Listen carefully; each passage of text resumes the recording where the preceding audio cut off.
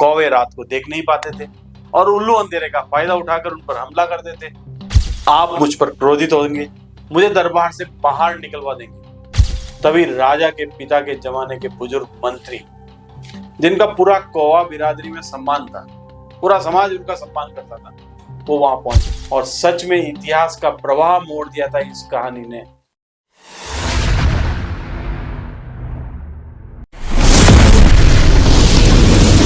यदि मैं आपसे कहूं कि भारत के इतिहास का एक अध्याय कौवों और उल्लुओं के संघर्ष ने लिखा है, तो आप शायद इसे कल्पना समझेंगे, लेकिन ये कल्पना नहीं, सच्चाई है। नमस्कार दोस्तों, स्वागत है आपका कहानी वाला में, जहां हर कहानी आपके भीतर एक नया दृष्टिकोण, एक नई चेतावनी, जीवन की एक गहरी सीख समेटे है।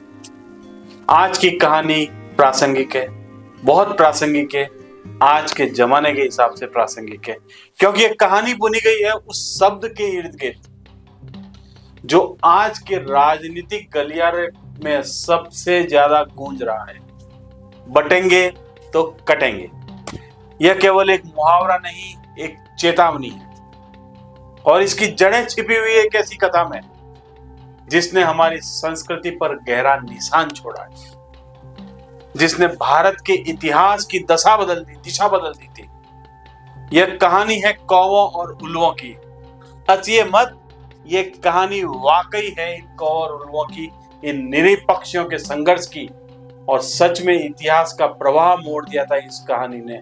और आज मैं आपको वही छिपा हुआ सच बता रहा हूं। कहानी बटेंगे तो कटेंगे। बहुत पुराने समय की बात है। कौवों और उल्लुओं के बीच में कट्टर दुश्मनी थी। रात का अंधेरा उल्लुओं का हथियार था। कौवे रात को देख नहीं पाते थे और उल्लू अंधेरे का फायदा उठाकर उन पर हमला कर देते। हर रात कई कौवे मारे जाते, बेबस, असहाय, और सबसे बड़ी समस्या यह है कि उन्हें पता ही नहीं कि उल्लू रहते कहां हैं। कौवों के राजा ने इस संकट पर विचार करने के लिए अपना दरबार बुलाया। समस्या पे चिंतन हो रहा था।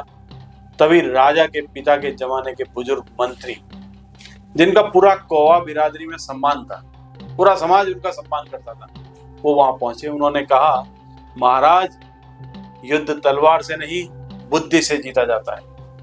यदि आप अनुमति दें तो मैं एक उपाय बताऊं आपको। राजा ने सिर हिलाया। मंत्री ने कहा, हम दरबार में झूठी बहस करेंगे, मैं उल्लुओं की प्रशंसा करूंगा।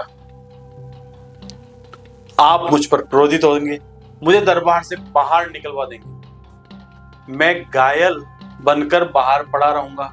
जब रात को उल्लू आएंगे, मैं उनका विश्वास जीतूंगा और फिर उनके साथ उनके गुफा और किलों का रहस्य लेकर लौट आऊंगा।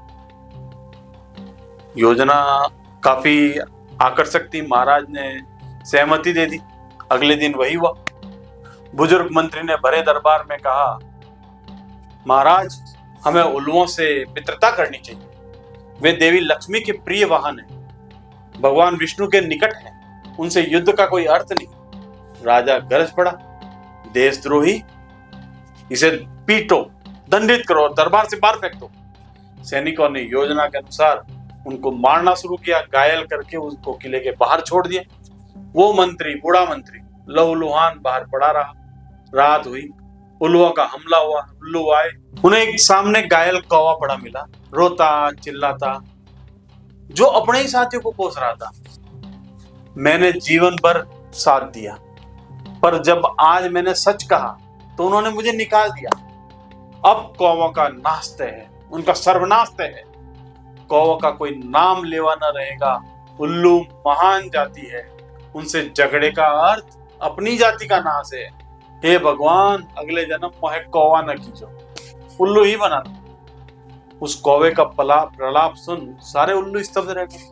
पहली बार देखा ना उन्होंने, कौवा कौवे को कोस रहा है। उनके सरदार ने आदेश दिया, इस घायल उल्लू को राजा जी के पास ले चलो। उल्लुओं ने उसे उठाया और अपने राजा के पास ले गए। उन्हें सारी बात बताई। उस घायल कौवे ने भी अपनी आप बीती नमक मिर्च लगा के बताई। वो लगातार उल्लुओं को महान और कौवों को निकृष्ट बता रहा था। साथ ही वो अपनी बात का असर भी देख रहा था। कहने का अभिप्राय है कि उस कौवे ने उल्लुओं को उल्लू बना दिया, उसको उल्लू बनाने में कोई कसर ही नहीं छोड़ी, या शायद इस घटना के बाद ही उल्लू बनाने वाली कहावत अस्तित्व में आई हो। उल्लुओं की महानता सुन उल्लू का राजा प्रसन्न हुआ। उसने आदर से कौवे को कहा, मित्र, आज से तुम यहीं रहोगे। धीरे धीरे कौवे ने उन उल्लुओं का विश्वास जीत लिया। दिन में जब सारे उल्लू सोते, वो उनके किले की संरचना समझता। शाम को वो उनके बड़े नेताओं के पास जाता, उल्लुओं के, उनके दल प्रमुखों के बीच में, उनके बड़े नेताओं के बीच में, उनके बीच में फुट डालता। राजा तुमसे ज्यादा उसका ध्यान सुनता है, मंत्री शायद तुम्हारे को पसंद नहीं करता। धीरे धीरे मतलब ऐसी बातें करके उसने पूरे उल्लू समाज में अविश्वास डाल दिया और सबका विश्वास खुद ने जीत लिया। और उस अविश्वास का, जो आपस में उनका अविश्वास था, उसका फायदा उठाकर उसने लकड़ियां उठा करके उल्लुओं के किले में अलग अलग कोने में रखनी शुरू कर दी। तो मुझे ठंड लगती है, यहाँ पे धूप में बैठता हूँ, इसलिए यहाँ पे थोड़ा सा मैंने ऐसे वो ऐसे करके बहाना बना के, सारे अव्यवस्थ थे, अनबन में व्यस्त थे आपस में, उन्हें किसी को शक भी नहीं हुआ। एक दिन जब सारे उल्लू सो गए दिन में, चुपचाप वो उड़ गया और उसने कौवों के राजा को खबर दी। उन्होंने दिन के उल्लुओं के अंधेपन का फायदा उठाया और उल्लुओं के अभेद्य दुर्ग में आग लगा दी। आग से बचने के लिए वो उल्लू अंधे थे, दिन में बाहर भागे और बाहर जो है कौवों की तैयार सेना उनका इंतजार कर रही थी। उल्लुओं का किला जल उठा और लगभग सारे उल्लू मारे गए। जो बच गए असंगठित होकर वो इधर उधर बिखर गए। उल्लुओं का राज्य पूरा बिखर गया, कौवों की विजय हुई। अब जानते हैं इस घटना का राजनीतिक महत्व, कैसे इस घटना ने भारत का इतिहास बदल दिया।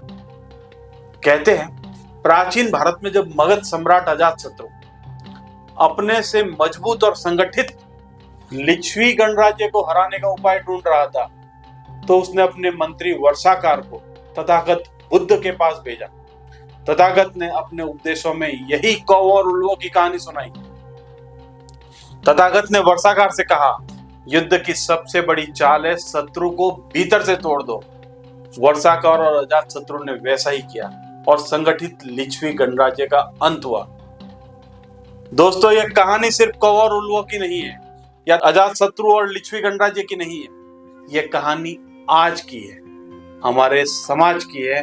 ये हमारे समाज की आज की सच्चाई की है। जब तक कोई हमें बांटता है विचारों से, मतों से या ईर्ष्या के नाम पर, तो याद रखिए वो हमारी ताकत को छीन रहा है, वो हमें बांट नहीं रहा है, वो हमें काट रहा है। तथागत बुद्ध ने सही कहा था, बाहरी युद्ध हमेशा भीतर के युद्ध से शुरू होते हैं। दोस्तों, ये कहानी समाप्त होती है, लेकिन एक चेतावनी आपके लिए छोड़ जाती है, कहीं आप उल्लू तो नहीं बन रहे, कहीं आप बट तो नहीं रहे किसी के कहने से। कौवों और उल्लू की कहानी आज भी उतनी ही प्रासंगिक है। अगर आपको ये कहानी पसंद आई हो तो लाइक, शेयर और सब्सक्राइब और कमेंट बॉक्स में कमेंट करके अपनी अमूल्य राय जरूर दें, क्योंकि आपकी प्रेरणा ही कहानी वाला के सफर को आगे बढ़ाती है। और एक बात आप हमेशा याद रखिए, सोच बदलिए, सितारे बदलिए।